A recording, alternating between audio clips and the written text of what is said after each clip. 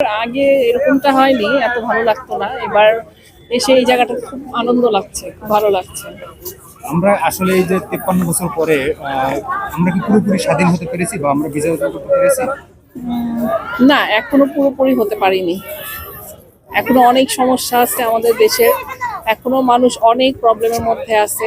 জানি না কবে এই দেশটা স্বাধীন হবে, তবে দোয়া করি যে মানে যে আসুক সে যেন এই দেশটাকে অনেক সুন্দর করে সামনের দিকে আগায় নিয়ে যায়, যাতে দেশের প্রত্যেকটা মানুষ ভালো থাকতে পারে, শান্তিতে থাকতে পারে। এটাই আমাদের আশা।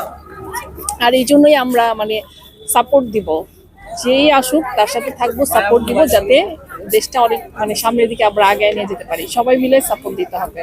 মানে এই ডক্টর ইউনূসের এই সরকার কেমন চালাচ্ছে দেশ, বা আমরা আসলে আপনার মূল্যায়নে কেমন চলছে? আসলে দেশটা তো একদম অনেক শেষ হয়ে গেছে। তো উনিও তো কি বলবো আর, উনিও ঠিক করতে পারে, সময় লাগবে, টাইম লাগবে, কারণ দেশটা তো অনেকটাই বিপদের মুখে আমাদের। তো এখান থেকে বের হইতে টাইম লাগবে, তাকে সাপোর্ট দিতে হবে, তার পাশে থাকতে হবে, তার প্রত্যেকটা কাজে আমাদের সবার সহায়তা করতে হবে, তাহলে যদি আমাদের দেশটা ঠিক হয়। এই আর কি। আচ্ছা আপু, আহ, সম্পূর্ণ হচ্ছে যে তরুণদের হাতে দেশটা যায়, আপনারা আসলে কিভাবে মূল্যায়ন করবেন তরুণদেরকে? হ্যাঁ, সাপোর্ট করব।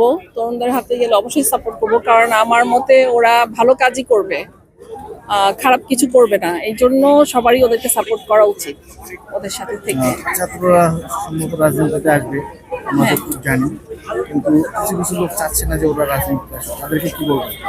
তাদেরকে কি বলবো, তাদেরকে আসলে বলার কিছু নাই। তাদের বোঝা উচিত যে আগে কি হয়েছে আর এখন কি হচ্ছে, সামনে কি হবে, এগুলা সবারই মূল্যায়ন করা উচিত। এই জন্য তাদেরকে একটাবার সুযোগ দিয়ে সাপোর্ট করে তাদেরকে দেখা উচিত যে তারা আসলে কি করে। আচ্ছা, থ্যাংক ইউ।